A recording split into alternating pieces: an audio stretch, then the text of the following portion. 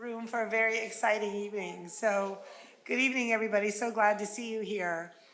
Adequate notice of this meeting, as required by the Open Public Meetings Act, was provided through the posting, mailing, and filing of the annual notice of regularly scheduled meetings of the Town Council on December 13, 2022. The notice was on that date, posted on the bulletin board in the municipal building, provided to the Westfield Leader in the Star Ledger, and filed with the clerk of the town of Westfield. Ms. Lashy, may I have a roll call? Mayor Brindle? Here. Council members Havegood? Here. Parmalee? Here. LaGrippo? Here. Katz? Here. Mackey? Here. Contract? Here. Dardia? Here. Root? Here. Please rise for the invocation, which will be given by Councilman LaGrippo, and remain standing for the salute. Thank you, Mayor. We come together once again to give thanks for all the blessings, seen and unseen, which have been given to us and to the people of this community. We ask you to grant us the wisdom and the patience necessary to carry out the duties each of us agreed to perform, without regard to race, economic status, political persuasion, or neighborhood. May we act wisely and well. Amen. I pledge allegiance to the flag of the United States of America and to the republic for which it stands, one nation, under God, indivisible, with liberty and justice for all. So, before we begin the legislative portion of this meeting, I do have the honor of swearing in 9 members of the fire department tonight. 3 of which are promotions due to retirements, including 2 new captains and a deputy chief, as well as 6 new firefighters. 4 of these 6 are replacement hires due to retirements, and 2 new firefighters have been added to the department roster. With these promotions and new hires, we reach some significant important milestones this evening for the Westfield Fire Department. It is a really historic night for us here, and it's all a great credit to the tremendous leadership of Chief Michael Delks. The department has now reached its highest staffing level in 16 years, and firefighter Aguirre, who I'll be swearing lately, is the first female firefighter in the history of the department. So it's a big night for us, and I'll just reiterate something I said when we had our kind of official swearing in here in Town Hall a couple weeks ago, but because of the professionalism of this fire department and how well they're run, and the accountability that has come under, has come into play in this department, and certainly under the leadership of Chief Delks. It's one of the many reasons why this council feels really comfortable and confident providing you with the resources that you need to be successful. And you make us all proud, and we're really incredibly thrilled to be here, and want to congratulate everyone that's going to be here tonight. I do want to give a special thanks to our Public Safety Chair, Emily Root, and our Finance Committee Chair, Linda Hapgood, who have all played a big role too in getting us to this point this evening. So with that, I'm going to hand it over to Chief Delks to introduce each of the 9 department members as they are sworn in.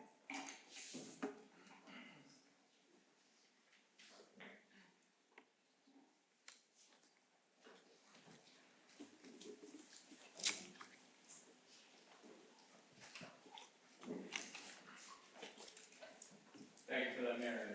Introduction, Mayor. I believe you saw a little bit of my phone. First of all, good evening. Thank you for everyone coming to tonight's swearing-in ceremony. Tonight is a monumental evening for the Westfield Fire Department. We are celebrating 9 members of this department to officially get sworn into their positions. 3 promotions and 6 new hires have transpired in the last 10 months.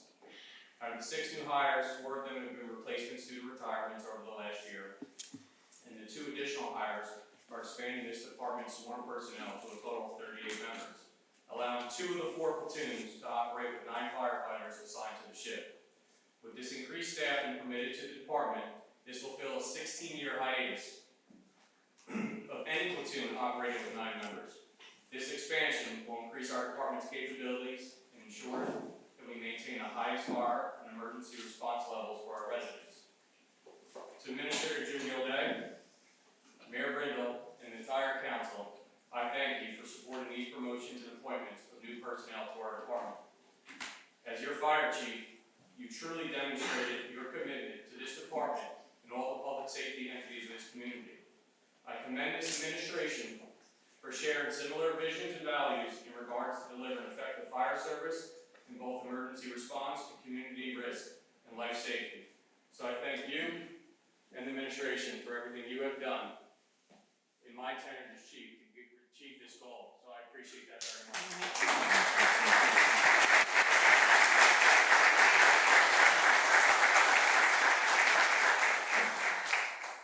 Starting in rank and file order, Deputy Chief Robert Sawicki will officially be sworn in. Robert began his career in the Westfield Fire Department as a volunteer back in 2002. In 2004, Robert was appointed to career status as a firefighter EMT. During Robert's tenure as a firefighter, he continued his education in the fire service, obtained many licenses and certifications. In 2015, Robert was appointed to the rank of lieutenant and served the department as a company officer. In June of 2016, Robert was promoted to the rank of battalion chief, serving the department as a staff chief in fire prevention. Over the past 7 years, Robert has operated as a chief level officer both in administration and operations. Throughout Robert's 20 years with the Westfield Fire Department, he has received numerous citations and awards, including 3 unit citations in 2007, 2018, and 2021. Most recently, Robert received recognition for leading the effort of preparing the American Rescue Grant, obtaining over $28,000 to assist the department in purchasing personal protective equipment. Robert, I commend you on all your achievements and accomplishments with the Westfield Fire Department and wish you continued success. Please come forward to be sworn in.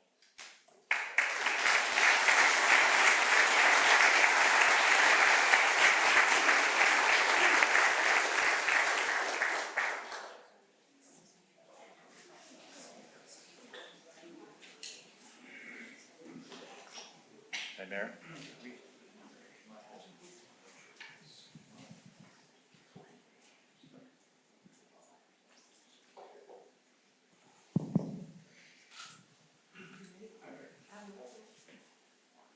Please repeat after me. I, Robert Sawicki, I, Robert Sawicki, do solemnly swear solemnly swear that I will support the Constitution that I will support the Constitution of the United of the States United States and the Constitution and the Constitution of the State of New Jersey, of the State of New Jersey, and that I will bear true faith and I will bear true faith and allegiance and allegiance to the same, to the same, and to the governments established to the governments established in the United in the States United States and in the state, and in the state, under the authority of the people, under the authority of the people, and that I will faithfully, and I will faithfully, impartially, impartially, and justly perform and justly perform all duties of the office all duties of the office of Deputy Fire Chief, of Deputy Fire Chief, according to the best of my abilities and understanding. according to the best of my abilities and understanding. So help me God. So help me God.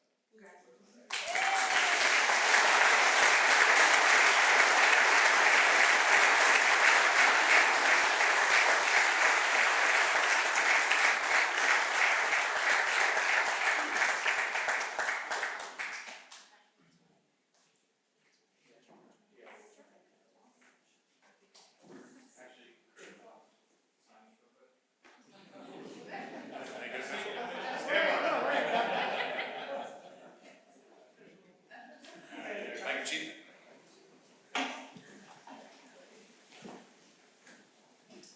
Our next member to be sworn in will be Captain John Gurr. John was appointed to the Westfield Fire Department as a probationary firefighter in October of 2015. Within his years as firefighter, John worked extremely hard, challenging himself and furthering his education to be the best firefighter he could be. John has held positions in the union as well as many committees within the department, most notably for the Local 30 liaison to the St. Barnabas Burn Center ACDC program. This past January, John was promoted to the rank of captain, serving the department as a company officer for Tour 1. In May of this year, John received a life-saving award for his actions in saving a life with an AED and CPR. John, I commend you on all your achievements and accomplishments with the Westfield Fire Department, and I wish you continued success. Please come forward to officially be sworn in.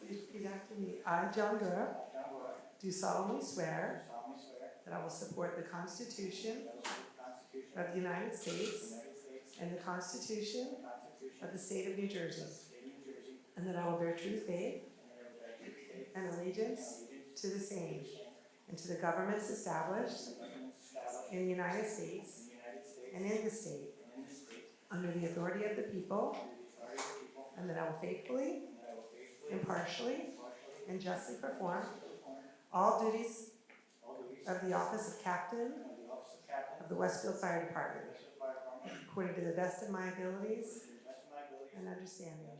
So help me God. Congratulations.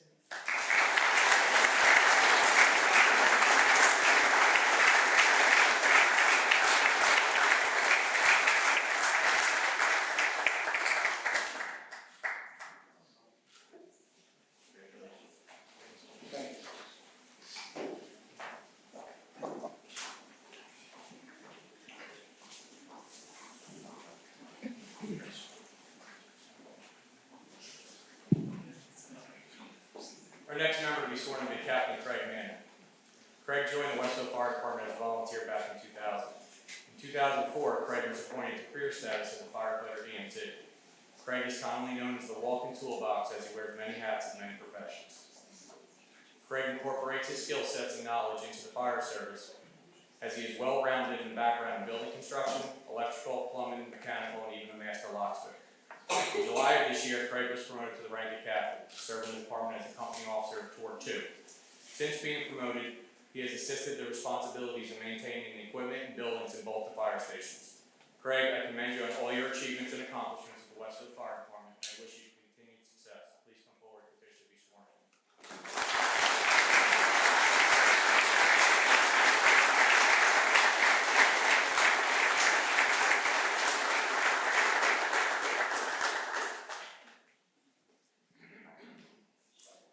Left hand on the Bible, right hand up.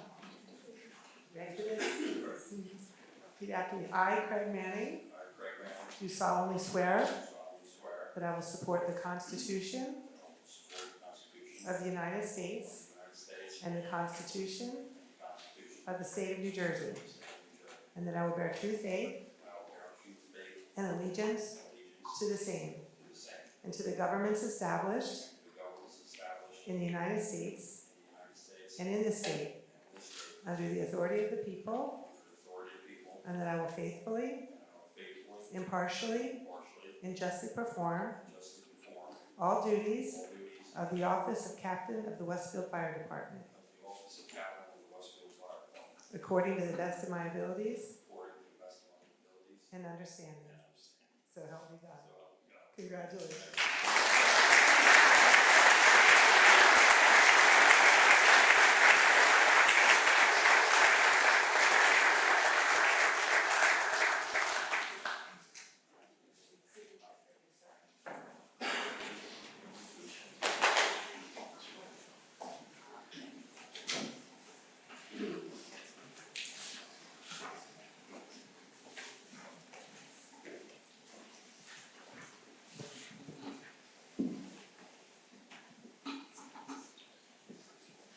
Probationary firefighter Joseph Stewart will be our next member to be sworn in tonight. Joe was appointed to the Westfield Fire Department as a probationary firefighter in January of 2023. Prior to joining the Westfield Fire Department, Joe was a member of the Roselle Park Volunteer Fire Department, where he attended the Union County Fire Academy and achieved his firefighter 1 and 2 certifications. Since being appointed to career status, Joe has acquired his national and state of New Jersey EMT license. At the completion of his 1-year probationary period, Joe earned the title of firefighter and proudly be award badge number 135. Joe, I hope you will have a long and successful career at the Westfield Fire Department. Please come forward to officially be sworn in.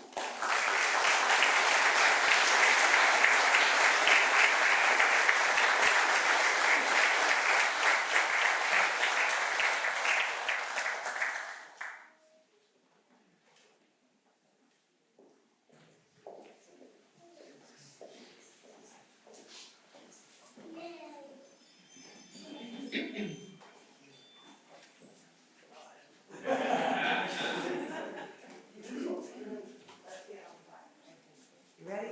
Repeat after me. I, Joseph Stewart, I, Joseph Stewart, do solemnly swear do solemnly swear that I will support the Constitution that I will support the Constitution of the United of States the United States and the Constitution and the Constitution of the State of New Jersey, of the State of New Jersey, and that I will bear true faith and that I will bear true faith and allegiance and allegiance to the same, to the same, and to the governments established and the governments established in the United States in the United States and in this state, and in this state, under the authority of the people, under the authority of the people, and that I will faithfully, and will faithfully, impartially, impartially, and justly perform and justly perform all duties of the position all duties of the position of firefighter for the Westfield Fire Department, of firefighter for the Westfield Fire Department according to the best of my abilities according to the best of my abilities and understanding. and understanding. So help me God. So help me God. Congratulations.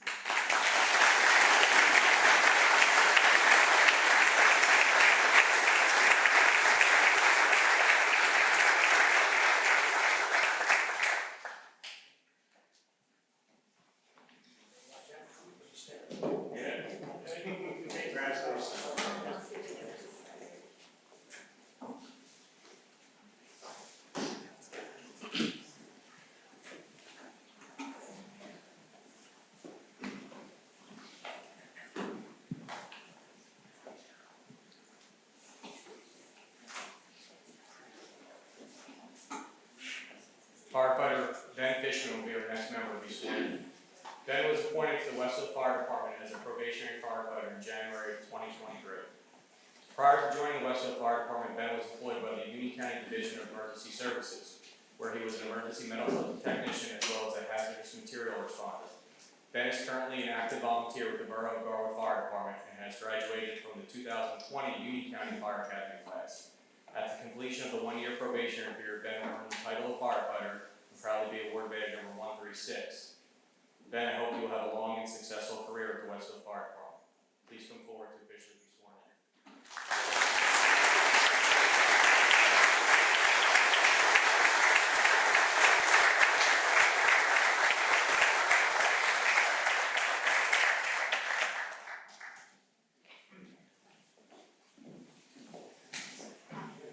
Hello.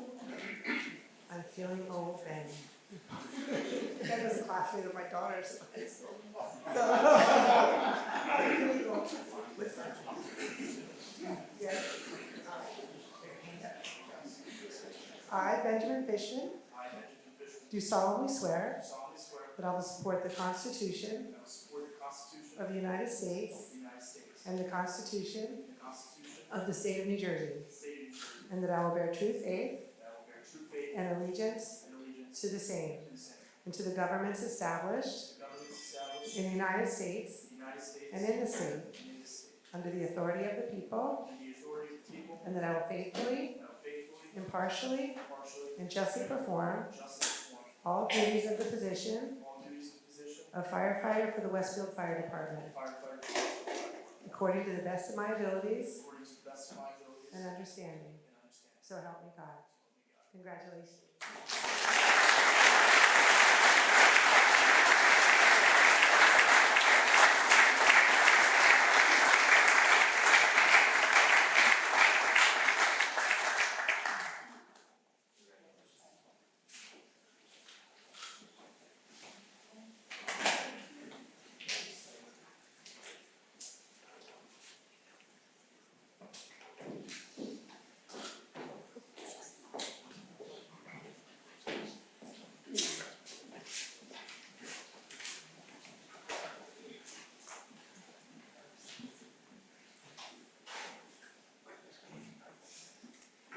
Probationary firefighter Brian Richards will be our next member to be sworn in. Brian was appointed to the Westfield Fire Department as a probationary firefighter in July of 2023. Prior to joining the Westfield Fire Department, Brian has been a member of the Berkeley Heights Volunteer Fire Department since 2017, where he performed the duties as a fire lieutenant and a fire inspector for the township. In May of 2022, Brian achieved his degree in fire science technology from Union College. At the completion of the one-year probationary period, Brian will earn the title firefighter, proudly wears the badge number 137. Brian, I hope you have a long and successful career at the Westfield Fire Department. Please come forward to officially be sworn in.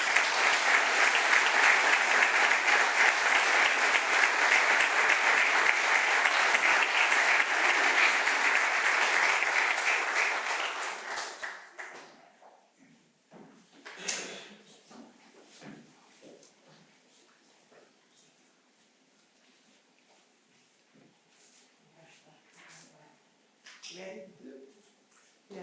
I, Brian Richards, I, Brian Richards, do solemnly swear do solemnly swear that I will support the Constitution that I will support the Constitution of the United of States the United States and the Constitution and the Constitution of the State of New Jersey, of the State of New Jersey, and that I will bear true faith and I will bear true faith and allegiance and allegiance to the same to the same, and to the governments established to the governments established in the United in States the United States and in the state and in the state, under the authority of the people, under the authority of the people, and that I will faithfully, and I will faithfully, impartially, impartially, and justly perform and justly perform all duties of the position the duties of the position of firefighter for the Westfield Fire Department. of firefighter. I'm sorry. A firefighter for the Westfield Fire Department. Firefighter for Westfield Fire Department. It's a no. According to the best of my abilities According to the best of my ability and understanding. and understanding. So help me God. So help me God. Congratulations.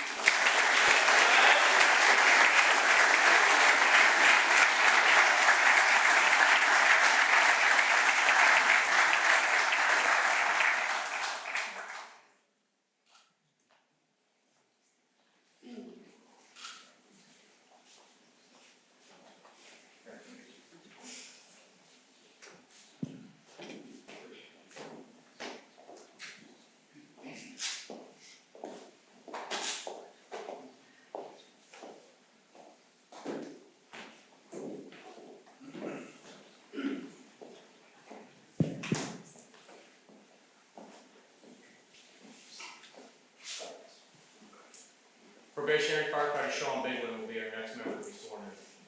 Sean was appointed to the Westfield Fire Department as a probationary firefighter in July of 2023. Prior to joining the Westfield Fire Department, Sean has been a member of the Scotch Plains Fire Department since 2019, where he received numerous certifications and responded to countless emergency incidents within the town. Currently, Sean is in the process of completing his bachelor's degree in fire science at New Jersey City University. At the completion of the one-year probationary period, Sean will earn the title of firefighter and proudly be awarded badge number 138. Sean, I hope you will have a long and successful career at the Westfield Fire Department. Please come forward to officially be sworn.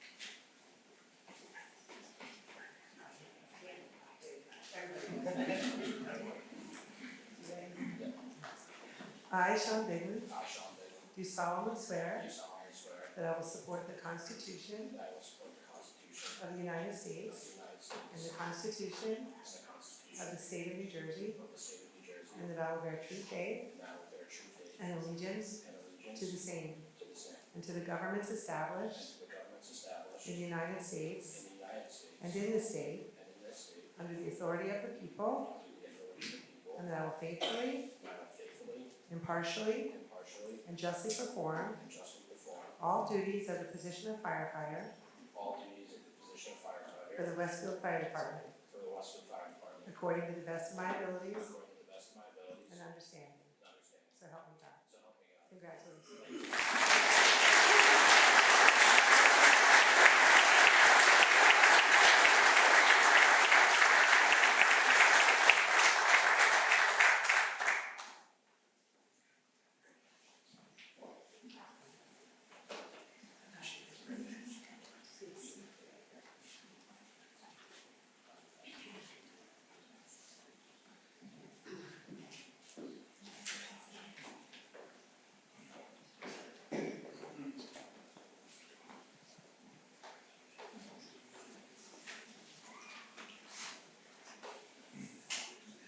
I'm excited to announce that our next probationary firefighter marks a major milestone, not only for the department, but for the town of Westfield.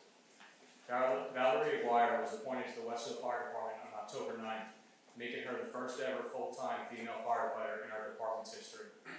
Prior to joining the Westfield Fire Department, Valerie was employed by the Scotch Plains Police Department, where she was responsible for enforcing laws, maintaining public order, and managing public safety. Her firefighter career began in 2015 with the Ford's Fire Company, where she achieved her firefighter 1 and 2 certifications.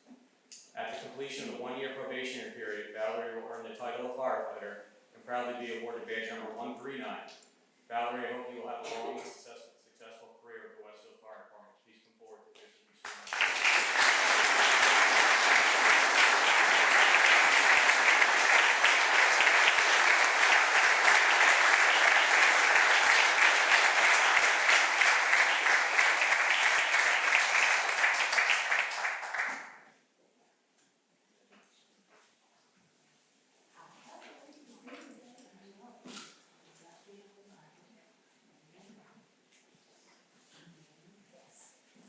after me. I, Valerie Aguirre, I, Valerie Aguirre, do solemnly swear do solemnly swear that I will support the Constitution that I will support the Constitution of the United States of the United States and the Constitution and the Constitution of the State of New Jersey, of the State of New Jersey, and that I will bear true faith that I will bear true faith and allegiance and allegiance to the same and and to the governments established to the governments established in the United in States the United States and in the state and in the state, under the authority of the people, under the authority of the and people, that I will faithfully, and that I will faithfully, impartially, impartially, and justly perform and justly perform all duties of the position all duties of the position of firefighter of firefighter for the Westfield Fire for Department, the Westfield Fire Department, according to the best of my abilities according to the best of my abilities and understanding. and understanding. So help me God. So help me God. Congratulations. Thank you.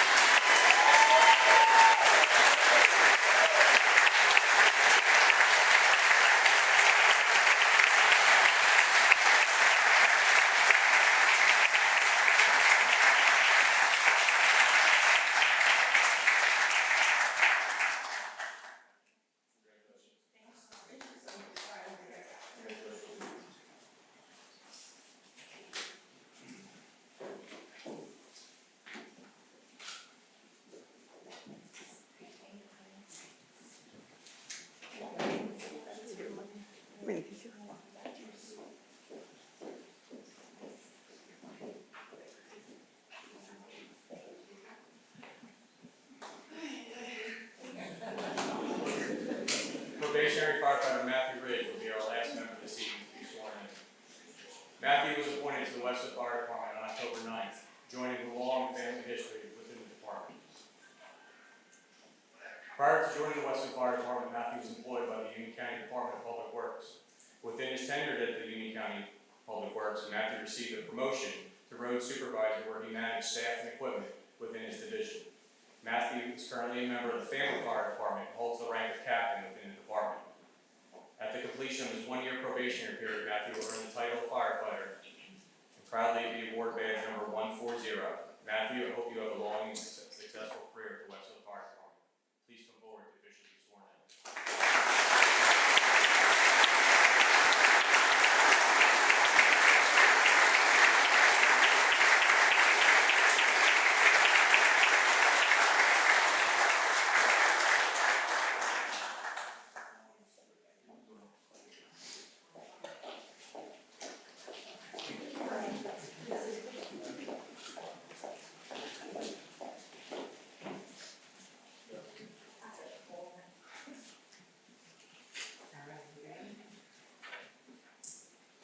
I, Matthew Ridge, I, Matthew Ridge, do solemnly swear do solemnly swear that I will support the Constitution that I will support the Constitution of the United States of the United States and the Constitution of the State of New Jersey, and the State of New Jersey, and that I will bear true faith and that I will bear true faith and allegiance to the same to the same, and to the governments established to the governments established in the United States in the United States and in the state and the state, under the authority of the people, under the authority of the people, and that I will faithfully, and I will faithfully, impartially, impartially, and justly perform and justly perform all duties of the position all duties of the position of of firefighter firefighter for the Westfield Fire Department, for the Westfield Fire Department, according to the best of my abilities according to the best of my ability and understanding.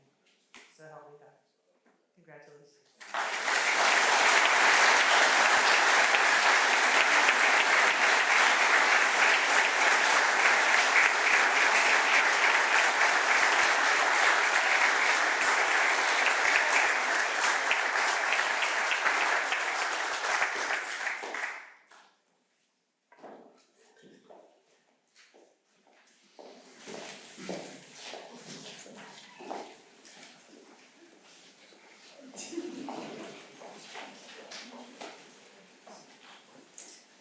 Finally, tonight, I would like to recognize Chief Adelaar and all the members of the Westfield Police Department, along with Chief Ellis and the rescue squad.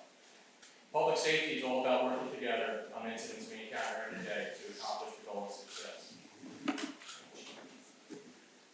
To the surrounding fire chiefs and firefighters in attendance this evening, I thank you for taking time out on this evening to show your support to all the members of the Westfield Fire Department.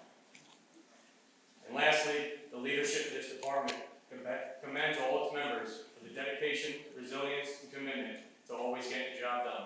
I thank you all. Have a good night.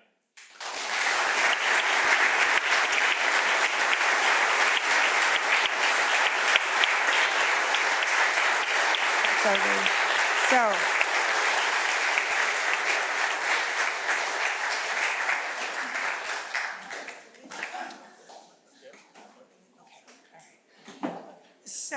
we are actually going to take, before any of you who just got sworn in leave, we're going to ask if you were just sworn in to come up to the dais so we can get a quick picture. All the families are free to exit. We're going to take a 5-minute break before we resume the legislative portion of the meeting.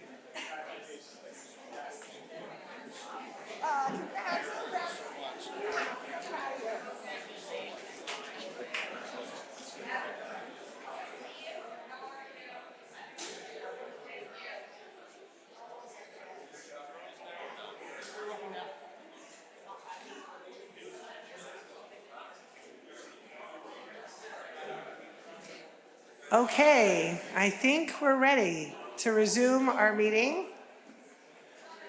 Everybody's here. So if someone could just maybe grab the door in the back. Yeah, thank you. Thank you all.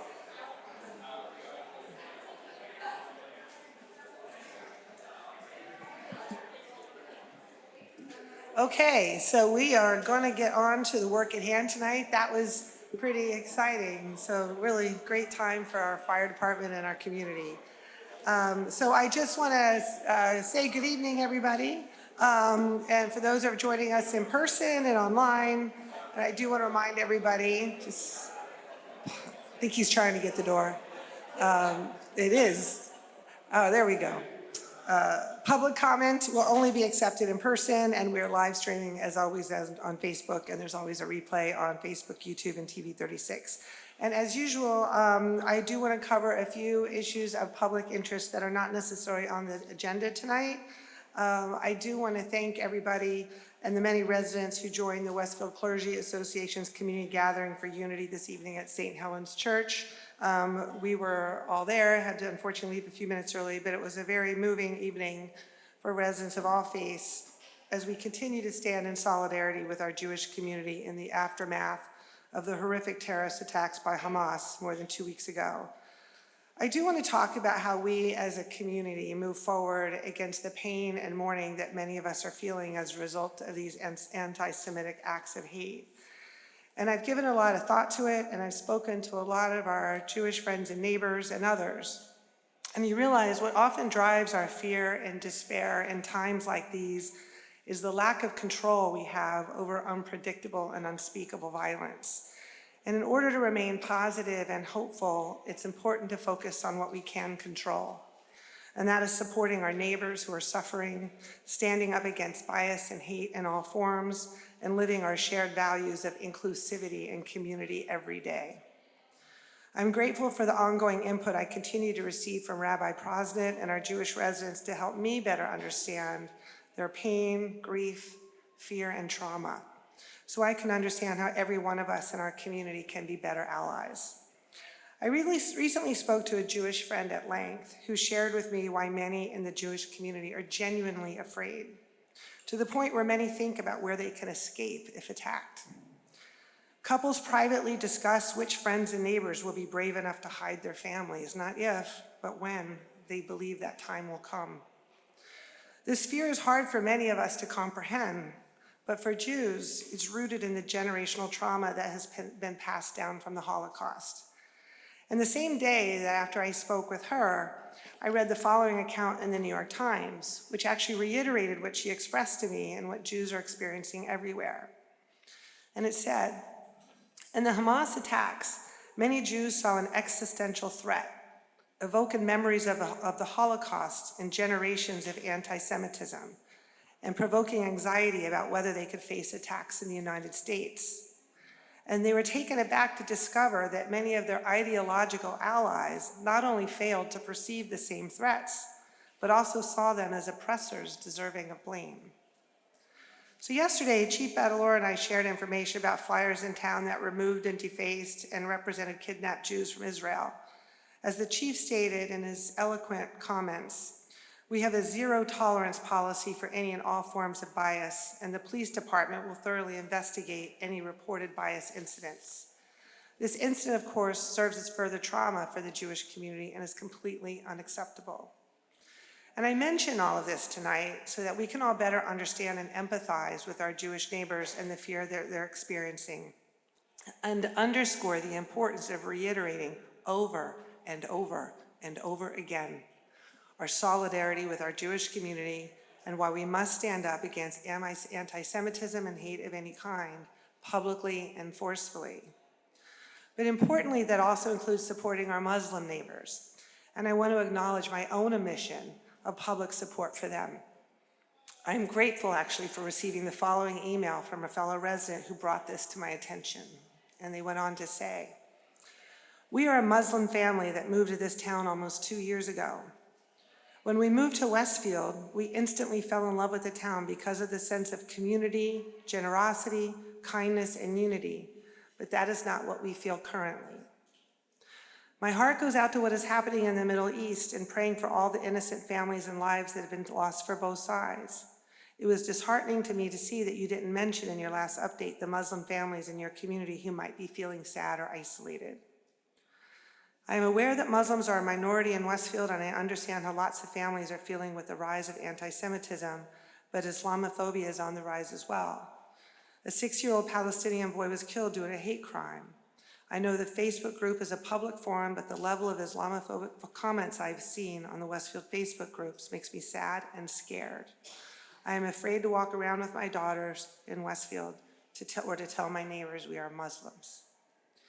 And I say this and share this too, because I think we all have to remember the role we play in creating community. Everybody in this community should feel safe, included, and welcomed. It's a responsibility we all share. So let's all continue to stand up against hate in all its forms, including anti-Semitism and Islamophobia, and reject the small minds who perpetuate it. As a community, we rise and fall together, and we must remember our children are watching how we respond. I want to once again thank our police department for all they're doing at this time to ensure all of our residents feel protected. So I just wanted to make sure I was very clear on that, and I think it seemed very relevant and poignant after the service we just left. So I do want to shift gears and talk about things that are, kind of ongoing residential business, which do feel small in comparison to the larger issues that are facing. But one of them is related to 1 Westfield Place, because I have gotten a lot of questions just about the status of it. And so I do want to take the opportunity tonight to provide an update on 1 Westfield Place, since there is a tremendous amount of misinformation circulating by some, and particularly a lot of local political candidates, I think, are commenting inaccurately during this election season. So first of all, I want to reassure our residents that 1 Westfield Place is moving full steam ahead. Numerous weekly meetings continue to take place among streetworks and various professionals in preparation for the site plan application submission to the planning board expected early next year. Just last night, as a matter of fact, a workshop was held with about 20 internal stakeholders and planning professionals to discuss concept plans for the project's public spaces in advance of public sessions to be held soon. Our professional teams regularly meet with the New Jersey DOT, including the commissioner herself, who is a big supporter of 1 Westfield Place, as are executives from New Jersey Transit and the state's Economic Development Authority. And in spite of what any candidate may promise, the outcome of this election, or any future election for that matter, cannot change the town's obligation and commitment to move forward with the entirety of 1 Westfield Place. This governing body's approval for 1 Westfield Place in March of this year, including its financing, resulted in a signed and legally binding contractual agreement with Streetworks that cannot be renegotiated due to a change in elected officials. For any candidate to imply that if elected, they can undo or modify this binding agreement, quite frankly, is naive at best and disingenuous at worst. So to be very clear, there is no further legislative action or votes to be taken by the governing body, now or in the future, on this project. I have seen claims circulating that only the Lord and Taylor property is under contract, but not the municipal lots. That's untrue. The entirety of the project is covered by the binding redevelopment agreement.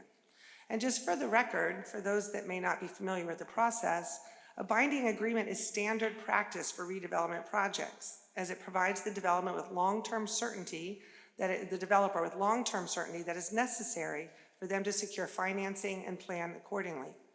If redevelopment projects were subject to the whims of the election cycle, then no project would ever move forward. And just so what is our role in all of this going forward, since the votes have already happened? It's really to ensure that Streetworks lives up to their contractual obligations and that we continue to engage and inform the public about the project. We are very excited about the progress that is being made and the strong support the project continues to receive from residents and the business community, looking forward to the additional vibrancy that smart growth brings to a downtown district. And it's very important to note that tenant interest in the office buildings has been exceptionally strong, validating our desire to include Class A office space into the project, which for transit-oriented suburban communities remains in high demand. So we look forward to future announcements by Streetworks and reviewing their full site plan application in the first quarter. And just lastly on this, I do want to reiterate that there are absolutely no plans to develop the additional municipal lots that were designated areas in need of redevelopment, in spite of some speculation and campaign claims to the contrary. As a matter of fact, some of you may remember, we actually removed the parking lot across from the post office from the original Streetworks designation because we didn't think it was necessary to accomplish the objectives that we had outlined. So to reiterate, no further plans to develop any parking lots outside of the One Westfield Place project. And just while we're on the topic of redevelopment, I do want to alert you to a letter that I'm going to be sharing tomorrow. I'll confess, it's a long letter that provides facts and detailed information about development in Westfield. And we get lots of questions about why are there so many apartments in Westfield, why are there new development? But it's really important that the people understand the facts and the details behind it. I know many comments were raised last week after the planning board approved an application for a mixed-use 3-story building that's replacing the mostly vacant buildings across from Adams Tavern, along with that long vacant gas station. The application was by a private property owner, and it was for permitted use, which means the proposed mixed-use project that was part of the application is something that is already allowed under current zoning. So again, if you're asking why there are so many apartments in Westfield and why is there so many being built, there are really 3 factors that are driving these new residential developments, and the biggest one being our affordable housing obligations.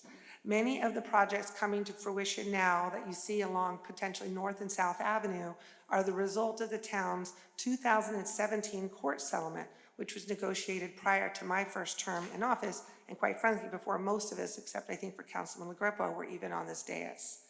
So the other 2 factors driving development are downtown revitalization efforts and permitted uses, all of which I'll explain at length in my letter.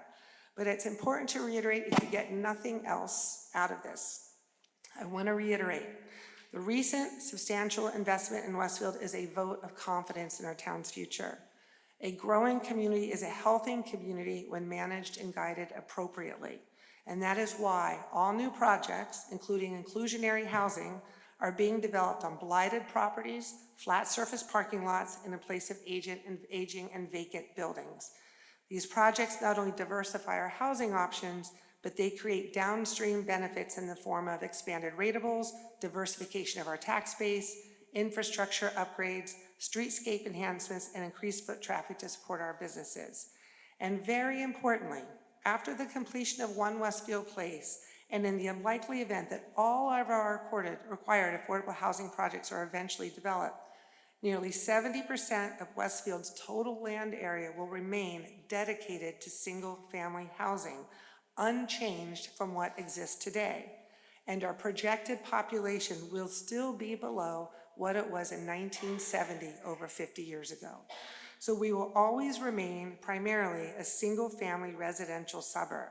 To suggest we're being urbanized is very inaccurate and a gross mischaracterization of what is actually happening. So with that as background, please look for my letter tomorrow, take some time to read it, and it really does provide facts about what's driving residential development in Westfield, including a detailed explanation of our affordable housing obligations, and which also addresses the concerns about community impacted new development, which I know is a concern to many. Impact on schools, traffic, town services, and about keeping our small town charm. So I look forward to your questions and comments after you've had a chance to review. And lastly, I do want to take the opportunity, and I know some of you are here to talk about it this night, before the November 7th election and about the Edison Fields referendum that will be on the ballot. I just want to remind everybody to take the time to read the extensive information about the projects on our website, including FAQs, environmental impact, et cetera, et cetera. So I do want to remind everybody, though, in response to questions, it seems to be one that I get the most. I think all of us get the most. And for those that want details ahead of the referendum, why the town can't simply upgrade and maintain its existing grass fields. That's the question we get most often, which is actually it's not a viable solution without the supplement of artificial turf. And I do think the information is worth repeating. Over the past 2 years, we've obtained the input of 3 independent professional experts who led the Edison project design, one who performed an independent assessment at the request of our council, and it's verifying that lighted turf fields are the most fiscally prudent option to achieve our field usage goal, grounded in the reality of what's practical today. Natural grass cannot sustain more than 650 to 800 hours of use per year, and that is to maintain well-constructed, good fields. Keep in mind that 650 to 800 hours. Existing usage of town and Board of Ed natural grass fields already exceeds that benchmark significantly. And that is it's almost up to 1,800 to 26 hours versus the 650 to 800 hours it's recommended. So for this reason, adding turf is critical to alleviating the current overuse of grass fields that already exist. We need the supplement of turf to be able to relieve some of that usage. And it's important to remember 85% of the town's fields location will remain natural grass. And grass is not rainproof, as we've all seen over the last 7 weekends when it's rained, I think, every Saturday. And we've also can talk to the Westfield Soccer Association about their experiencing managing the Elm Street field recently, which has been more expensive and provided less usage than what they had anticipated. And most importantly, we have not been able to identify a single, not one, municipality in the state of New Jersey that successfully relied solely on natural grass athletic fields. So it's just important to know the facts and understanding the strategy behind it. And I do remind everybody, the referendum is listed as public question 1, and it's to the right of the candidates column. So please don't miss it. You can return your ballot by mail. If you've got it already, drop it in the secure ballot drop box. And of course, the election is on November 7th if you don't vote by mail. So lastly, in terms of tonight's agenda, I do want to highlight an ordinance on first reading regarding stormwater regulation and flood prevention. It's from the Code Review and Town Property Committee, and it's really important because we have stormwater management is top of mind. This one makes changes to the town code in 2 different chapters to require more stringent regulations for soil disturbances, grading, drainage, and so forth. And the important point is to remember, we are constantly thinking about how to improve stormwater management in Westfield, and the ordinances we're introducing tonight do just that. I do want to thank Don Samet, Frank Veloso, Dave Pataglia, and Tom Jardine for their assistance on that. So with that, I'm going to hand it over to Jim. Do you have any comments, Jim? Yes, Mayor, a few comments. All the boring stuff. Leaf collection starts on November 6th. The Conservation Center is open this week, 5 days a week, and the weekends. And of course, we're giving out free leaf bags again, so with proof of residency at the center. And that started, I think it will start today or tomorrow. And so again, we're doing 6 Saturdays in a row in addition to the 5 days a week of collection. We worked very well last year. And so it's November 6th through December 16th will be leaf collection period. And we will do the Nixle alerts as we've done the night before, so people know where the cars are, where the crews are going, so they can move their cars ahead of time. Reminder again: fourth quarter tax bills are out due November 1st with a 10-day grace period, and thanks to all the residents that have already paid. Paving, just a quick update on that. Of course, we mentioned last time the town's jobs are finished with the exception of the 2 state aid jobs, which is Summit Avenue from Park to Clifton and the entire stretch of Elmer Street between Broad and North. We just got word today from the state. They've finally reviewed our applications and we'll be going out to bid probably in the next 2 weeks for those jobs. And then we'll see how fast we can get contractors on board and do those 2 jobs. So they're in the queue, and we're still waiting for the county to get back to us. The county will be paving East Broad Street from Euclid to North Avenue. That's their job, but they've done their handicap ramps already. We're just waiting for the schedule to come out when they'll be here to do that. So those are some jobs that are waiting.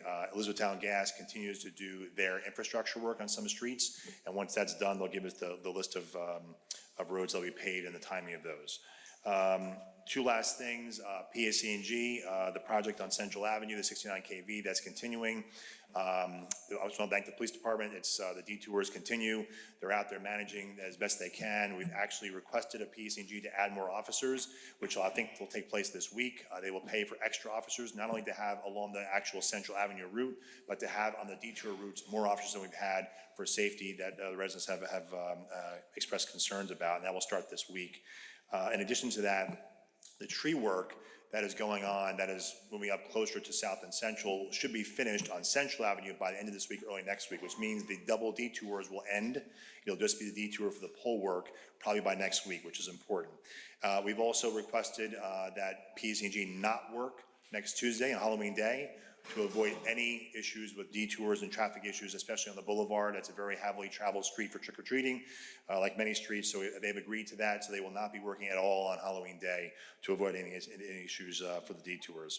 And lastly, I just want to make an update. I know Councilman Root, her committee, we actually successfully installed 9 more solar speed signs, and that makes a total of 29 that have been installed for the past few years. I don't know, Councilman, any updates on that? Yeah, thank you, Jim, for giving me the opportunity to talk about traffic safety and our 9 new radar speed signs that are in town.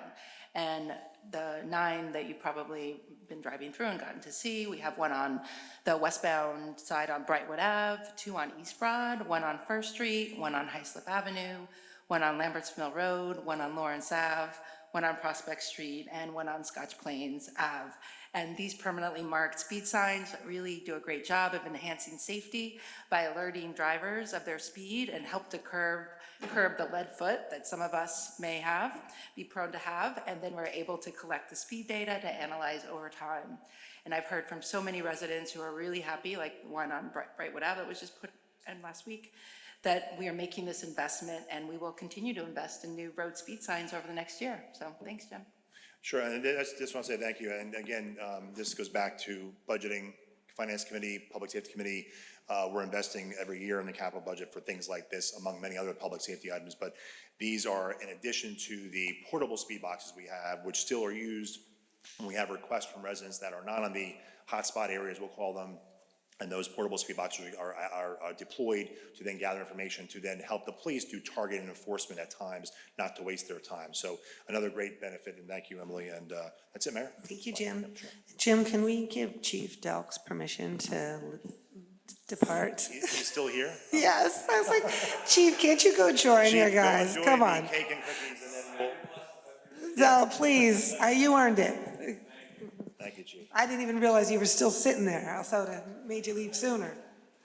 Moving on, Ms. Washi, are there any advertised hearings? Yes, Mayor, there's an advertised hearing for general ordinance number 2023-30, an ordinance repealing redundant provisions regarding the enclosure of private swimming pools. Anyone wishing to be heard on general ordinance number 2023-30, please come to the microphone, state your name and address for the record. Seeing no one, Mayor, you may close the hearing. This hearing is closed. Councilman Parmalee, please move for the adoption of general ordinance number 2023-30. Thanks, Mayor. I'd like to move for the adoption of General Ordinance Number 2023-30 on second reading, an ordinance repealing redundant provisions regarding the enclosure of private swimming pools. May I have a second? Second. Second by Councilman Contract. Any discussion? Please call the roll. Council members Haggood, Yes. Parmalee, Yes. LaGripa, Yes. Katz, Yes. Mackey. Yes. Contract. Yes. Dardian, Yes. Root, Yes. Mayor Bendel. Yes, this motion has carried. May I have a motion to approve the minutes from the Town Council regular meeting of October 10th, 2023? Moved by Councilman Mackey, second? Seconded by Councilman Katz. Any discussion? All in favor? Yes. Opposed? This motion is carried. Now it's time for open discussion by citizens. Anyone may come up to the microphone and speak to the council on any subject on which we have jurisdiction. Please state your name and address for the record and limit your comments to 5 minutes.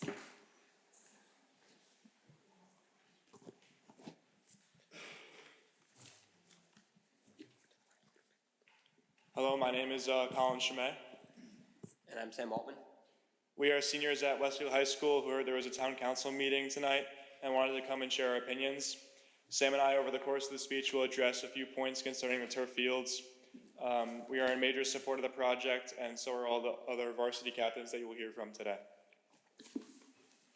Now, we've heard many arguments about the environmental issues with the field. Although we are not experts on the environment, we find this argument to be a front.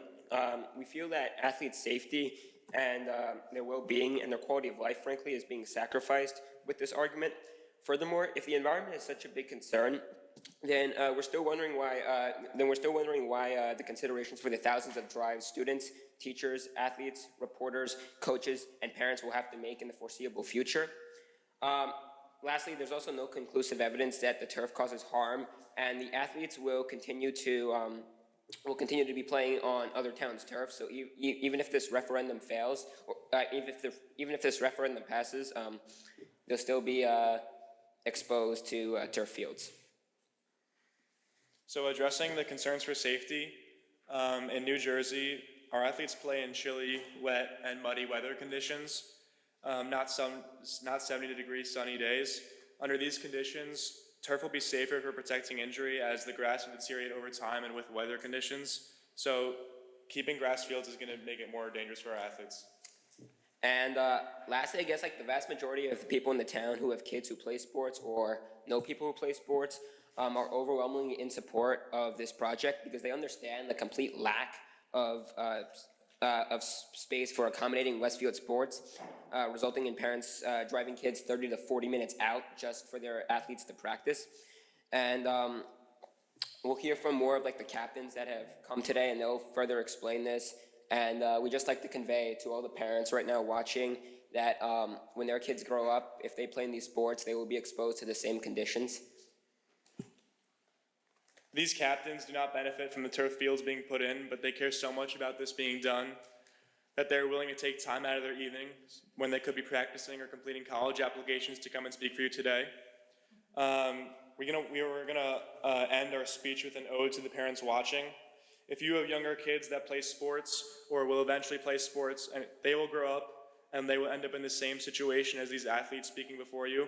So I respectfully request that you take the time on November 7th to vote in support of the Edison Turf Project. Thank you. Thank you.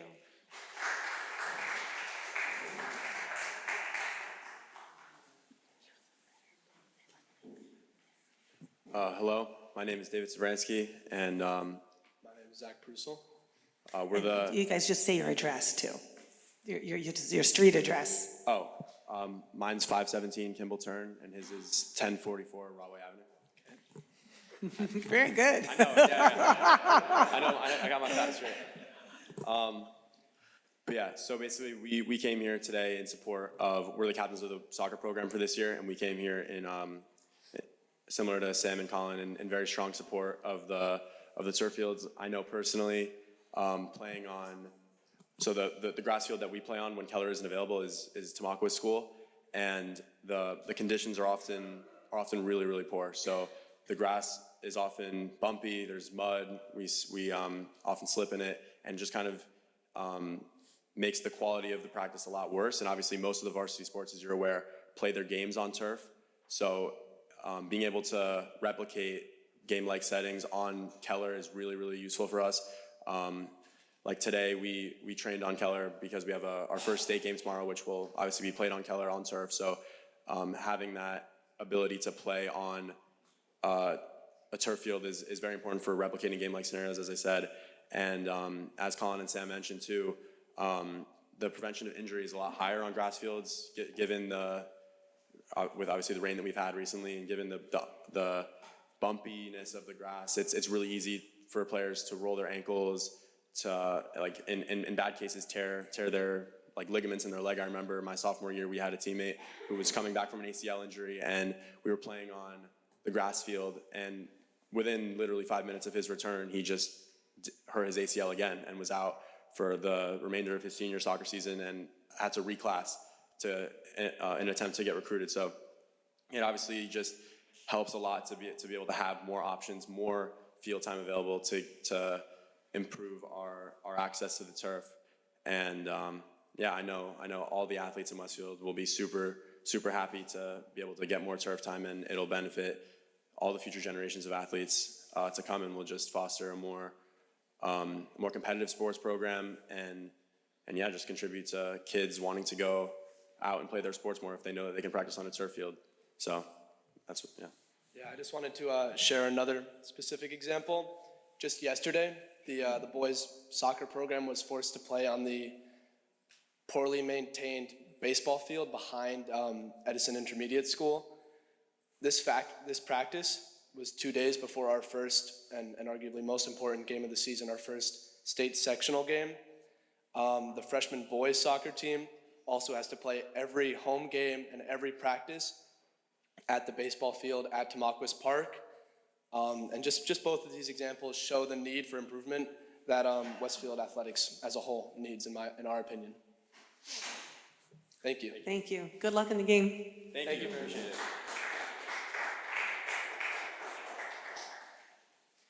Hello, I'm Nolan Daly to Azalea Trail.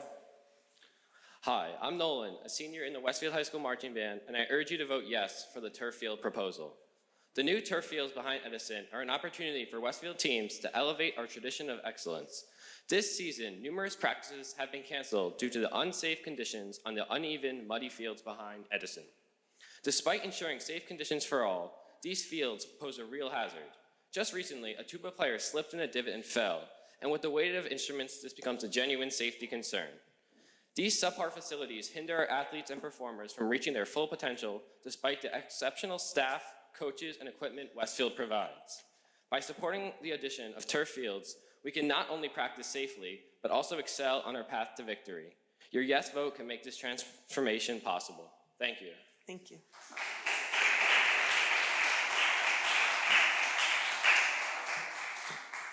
Hi, my name is Avery Keith, 5 Stoneleigh Park, Westfield, New Jersey. I am a senior captain of the Westfield track and field cross country team, and I'm in support of the turf field behind Edison.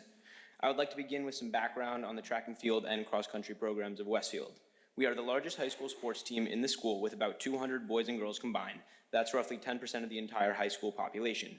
Future or current parents of high school athletes, there's a good chance that your child will join the track and field team at some point, and I have no doubt that as a parent, you will want the best, safest environment for your child. Currently, we are ranked 6th in the nation for cross country, indisputably the best athletic program in the school. It is not unreasonable for us to ask for a track on which we can practice safely and consistently throughout the school year, just as soccer should have a soccer field to play on. And yet, we do not have this. The Westfield track and field team, a team whose sole requirement is a track to run on, does not have this basic necessity. Every day, we are bombarded with issues that prevent us from practicing efficiently. It is a serious safety hazard to have lacrosse balls, soccer balls, and footballs hurled at our runners on the daily. There have been countless times where our athletes have either been hit, tripped on, or disrupted by other sports. Not to mention, there are always athletes of various sports standing on the track in the way of our work. Oftentimes, we are banished to the unkempt fields behind Edison to warm up and train, when there are practices or games on Keller, and injuries are significantly more common on this uneven ground. The implementation of turf fields behind Edison would allow other sports to practice and compete elsewhere, allowing for the track and field team, the team who needs the track to perform and practice safely and effectively, to use the track. As Colin and Sam said, I have nothing to gain from this. I will be long gone by the time any physical progress is made, but I implore you as a contributing member of Westfield community to vote in support of the turf fields. Thank you. Thank you.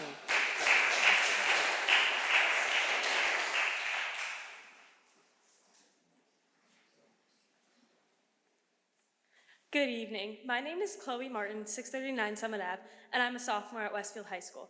I'm on the field hockey team, and I play lacrosse. I just want to start off by saying that all of the athletes who have gotten up so far are seniors, and I want to thank them for getting up here and spending their time, because we all know they will definitely not benefit from these fields, so I want to say that we really appreciate your support. So the field hockey team this year has had 4 games and 12 away games. Countless hours have been spent on the bus traveling to towns that were over an hour away, and we were often left trying to find rides to the games due to a shortage of bus drivers. After a long day, we would get back on the bus if we had one and arrive home no earlier than 7 or 8 o'clock, only then starting our hours of homework. Not only was this the reality for the field hockey team, but also the boys and girls soccer programs and football. Girls soccer had only 3 home games this season, and boys soccer and football only had 4 home games this season. Keller Stadium, the one turf field designated for the use of high school sports teams, cannot fit all 7 teams that need to practice on it in one day. This often leads to a small amount of home games and having nowhere to practice. There was a week where the field hockey team had 3 away games and went for 2 runs because the field was not available. I have been working with various sports organizations, including the Boosters, Pal Flag Football, Westfield Field Hockey, many coaches, and Mrs. Maymeyer, our athletic director. I have gathered student athletes to help sell signs in support of the turf fields around town, as well as pass out flyers. It has been absolutely amazing to see how much interest the student athletes have in fighting for something they truly are passionate about. All of the student athletes come together and are united at these events to support their fellow athletes and hope for a brighter future with turf fields. If anyone is unsure of how they will vote, I ask that you vote yes. Vote yes for our kids, for more home games and more practice facilities. Vote yes for the future of Westfield High School and all of the amazing athletic teams that get to call Westfield their home. Thank you. Thank you.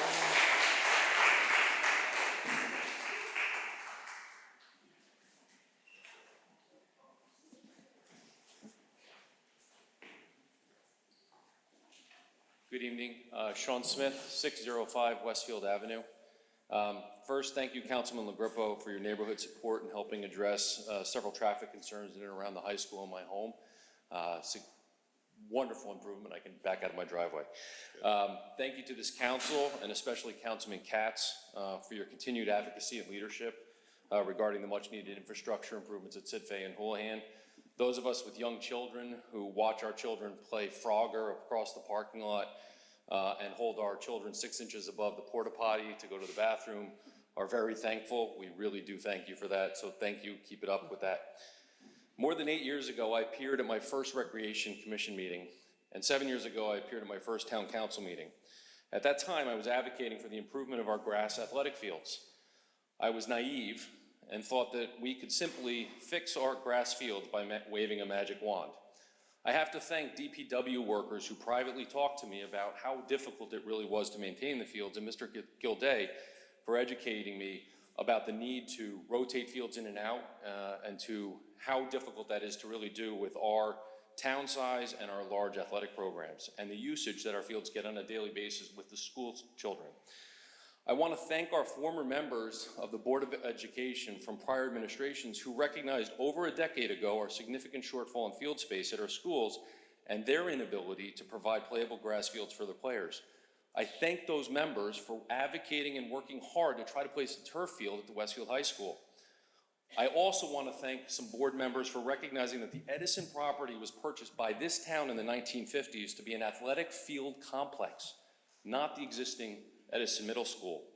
I want to thank former Mayor Skibitsky and the prior town council who identified our town's significant field shortages and who recommended the addition of 2 additional lighted turf fields at one of our public parks. I really appreciated that recognition as somebody who is a volunteer, and it was recognized and appreciated by all of our volunteers who work after work, volunteer our time to coach and mentor thousands of our children every single week. To the current town council, Board of Education and Recreation Commission, thank you for not giving up on these needed improvements and working together to develop a joint plan to place 2 lighted turf fields behind the Edison Intermediate School. This much needed project, which includes stormwater management and improvements for the Knollwood neighborhood, much needed, and provides the BOE, the Board of Education in the town with the most municipal control over our property, is something we all have asked for, and we privately thank you, even if you don't hear it in the rhetoric that is out there publicly. It has been a long process, and those of us on the front line of youth leadership training and sport development, thank you. Contrary to the misinformation that's being spread, this process has been very transparent and has ultimately resulted in the first shared services agreement between our Board of Education and Town Council. It is about to provide the much-needed additional added field capacity that this town council recognized, the prior town councils recognized, and the boards of education have recognized. Thank you to the countless volunteers and parents in our nonprofit organizations who have volunteered their time to coach our children and have been advocating for this type of project going back more than 15 years. As this council is aware, the Edison Fields project has the support of the high school band, the athletic department, the Westfield Booster Association, the PAL, Westfield Soccer Association, Westfield Lacrosse Club, field hockey, ultimate frisbee, and others representing thousands of our youth. These organizations would not support a project of this magnitude if any of them believed that the project posed a health risk to their members or their children. Thank you to the parents who have been driving their children to Garwood, Scotch Plains, Edison, Clark, and other towns for their home games and practices. We thank you for your patience in this process and hope that on November 7th you vote in support of this project. Thank you to the many youth and high school athletes who have spoken publicly and privately in support of this project. And for many of you who are at home or in college, you now actually have a voice that will be counted. Please make sure to vote. Finally, to the electorate, especially the young parents in town whose children have not yet started youth sports, and to the families who recognize that this infrastructure project is a benefit to the town, regardless of your politics, please make sure to vote yes on the public question supporting the Edison Fields project. Again, to this council, thank you for doing your best to educate the community with the facts behind this project in the face of a well-organized political opposition who is using fear tactics to derail a project that was supported by both political sides. This should never have been a political issue, but unfortunately, like many things in Westfield and our overall community today, it has always become political.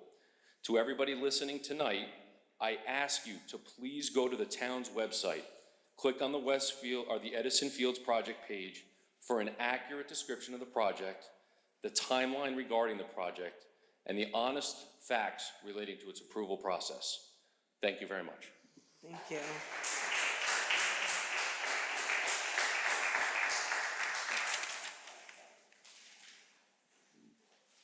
I chose the wrong night to go last. Mark Herzog, 325 North Chestnut Street. I'm going to try and be as eloquent as my predecessors. They did a great job. And unfortunately, my daughter was practicing on Edison Field today, and she's doing homework tonight, so I couldn't bring her along. I would let everybody else say everything that I would like to say. However, I brought members of fellow band parents along, and they came to support me, so I'm going to go forward. As I said, my name is Mark Herzog, and I stand before you in my capacity as a Westfield High School Band Parents Association board member. This past weekend was the penultimate competition weekend of the Marching Blue Devils Band. The band will compete 3 times in 9 days, including a national competition and New Jersey State Championships on back-to-back days this coming weekend. You may hear me refer to the band as we or us because I'm on a crew of parents that aid the students in moving props and equipment on and off the field.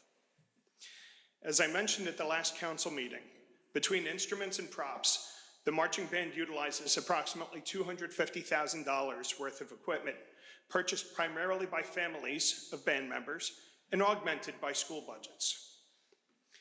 Since this fall was extraordinarily rainy, the fields at Edison Intermediate School are not in any condition to safely rehearse our routine with full equipment and props, and have not been for our entire competition season to date. As a matter of fact, the first time our band was able to perform their entire show with full equipment was actually during a competition on a turf field this past weekend. While it was not ideal to perform the full show for the first time during a competition, we needed to at least showcase it once before our national competition on Saturday. Even if the field was dry, every field we compete on is a turf field and doesn't have ruts, holes, or other blemishes one might find on a grass field. Now you may ask, and many have, why can't we put turf fields somewhere else and let the band practice there?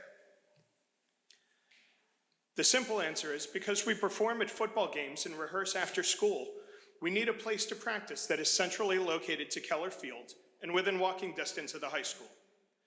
To practice anywhere else means that we would have to transport $250,000 worth of equipment to and from practices and games multiple times per week. This both increases our expenses and transportation costs and increases the likelihood of equipment breaking and failing, which increases our costs even more. After performing at football games, we normally practice again before leaving for competitions in the evening. If we were to practice anywhere else, this would mean losing valuable time to load vehicles, transport and offload again before final practice. To sum up, the Westfield High School Marching Blue Devils need a turf practice field, and we need it at Edison Intermediate School. Thank you. Thank you.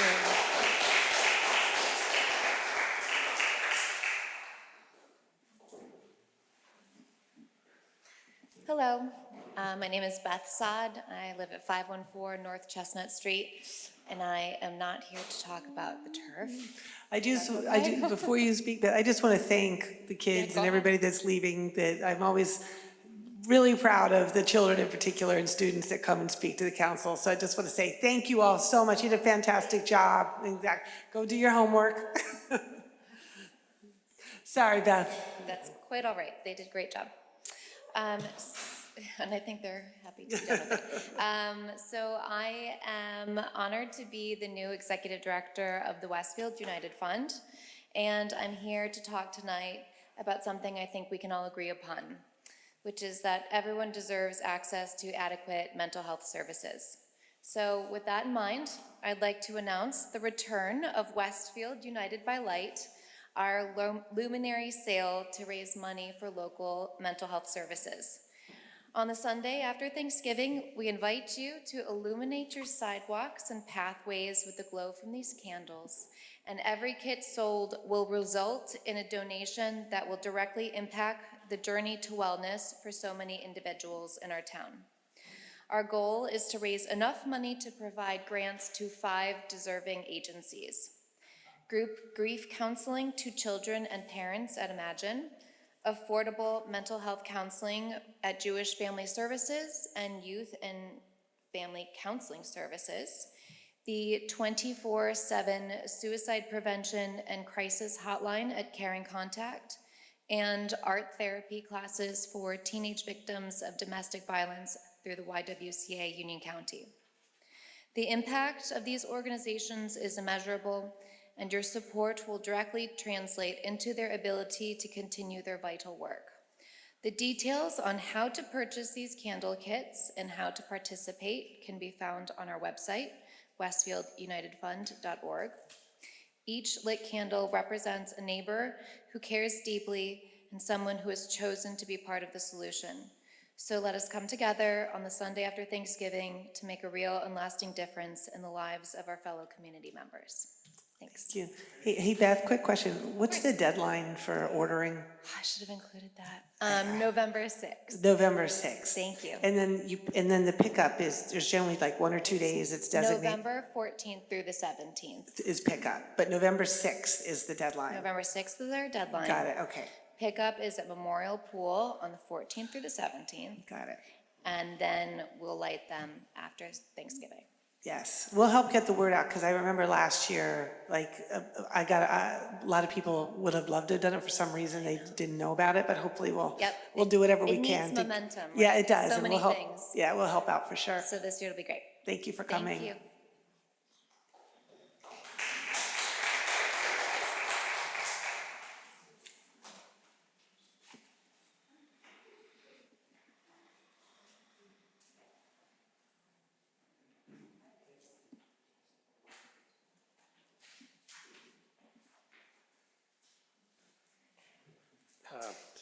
Good evening, Mayor and Council. Jim Boyes, 122 Ferris Place. I had no plans to be here tonight, but a couple days ago, I received an alert on my Westfield Connect app that a request I had entered had been resolved.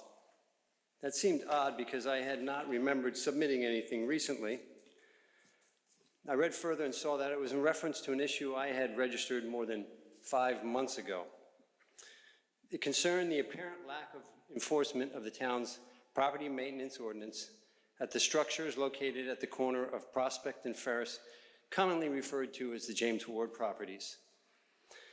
Now, having witnessed the downward spiral of these once well-maintained properties for more than a decade, admittedly, one can grow numb to the sight of deterioration. But on that bright and sunny day in May, the amount of trash strewn across the high grass on those lots was particularly offensive. Fast forward to today, I know of no recent cleanup efforts occurring on either of these properties. So I'm left to wonder on what basis the downtown supervisor has determined this issue to be resolved. Is the current condition of the ward properties truly what our town considers to be acceptable? Or was the DPW simply clearing away unresolved issues to make the slate look clean? I really can't say. However, I can say this is the property that visitors who come to our beautiful town are met with whenever they exit the Trader Joe's. And from where I stand, that issue is decidedly unresolved. And I have to be honest, receiving that notice from the DEP felt like a slap in the face. And it should feel that way to you too. Now, I'm aware the Sophia project is under litigation, but that should not absolve the developer from compliance with all applicable town codes. And if I'm wrong on that, may the town attorney so advise. This is not the first time I've stood before you to complain about these properties falling into disrepair. Moreover, 2 years ago, this council voted unanimously to historically designate the Pearsall Ferris Homestead. You touted the inclusion within the redevelopment plan of a cultural center that would serve to the benefit of all Westfielders. And this cultural center would operate none other than from within the historic home. Such a magnanimous gesture by the developer. Yet in that time, and long before, that structure has been allowed to decay, calling into serious question the developer's true commitment to preserving that property. May I suggest exerting some influence with your business partner before it's too late? Now, if anyone here tonight or listening from home thinks I'm being unduly harsh, I encourage you to pay a visit to these properties at the corner of Prospect and Ferris. It's just across the street from Trader Joe's. Be your own judge. Decide for yourself whether you would want the town to allow a developer to do that to your neighborhood. This property owner appears to have ample resources to maintain these properties. He simply chooses not to, and the town allows it. Manufactured blight, and the developer gets rewarded. And while on the topic of Trader Joe's, may we please get an update on the town's negotiations with the Trader Joe's property owner to mitigate traffic congestion that results from cars circling through their parking lot. This is another topic that I have brought up before this council. And as part of the sales pitch for the Sophia project, this administration assured the public that they would undertake measures to address this long-standing problem. It's been 2 years since that promise was made, and cars continue to back up across multiple crosswalks at this intersection, causing roadway congestion and posing a safety hazard for pedestrians. I would greatly appreciate an update on your progress. Thank you, and good luck to all the firemen who were sworn in tonight. Thank you.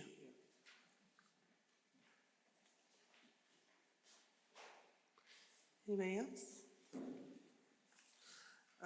Hearing none, I close this portion of the meeting and thank the remaining students and band members and so forth and board members for coming out tonight. Really, really appreciate it. And you're more than welcome to leave if you want to. We won't be offended, but just want to let you know, thank you for all of that. And I think that to me the takeaway was make sure everybody votes on November 7th, and we appreciate your support, and to you, Mr. Smith, as well. And I don't know, Jim, if you have any response to Mr. Boyd's comments. I don't have the details about the C-Click Fix or Westfield Connect, but I'll get that, and I'll be more than happy to respond to him on that.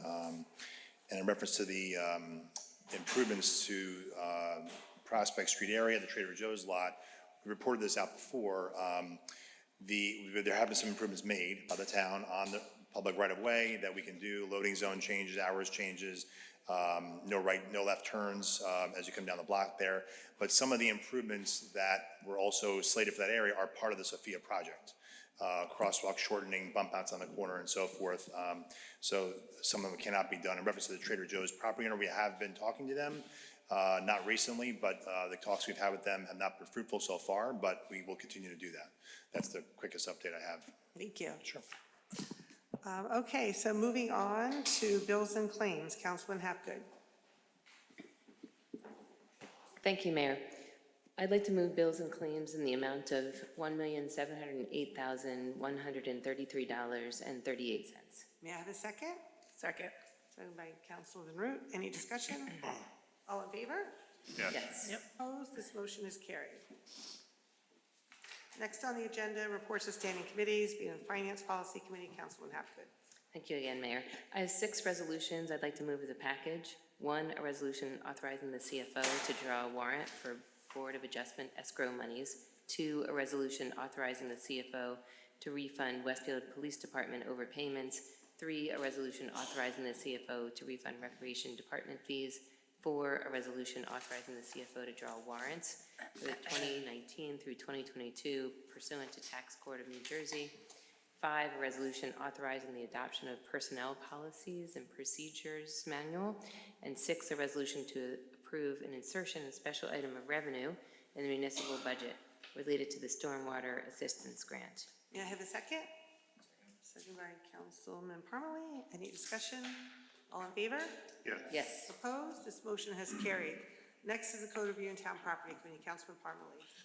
Thanks, Mayor. I'd like to move General Ordinance number 2023-33 on first reading, an ordinance regarding stormwater regulation and flood prevention. May I have a second? Second. Second by Councilman Contract. Any discussion? Please call the roll, sorry. Council members Hapgood, Yes. Parmalee, Yes. LaGrepo, Yes. Katz, Yes. Mackey, Contract, Dardia, Root, Yep. Mayor Brindle. Yes, this motion is carried. May I have a motion to adjourn? So moved. So moved by Councilman Contract. Second? Second. Second by Councilman Hapgood. All in favor? Opposed? This motion is carried and this meeting is adjourned. Good night, everybody. Thank you. Thank you.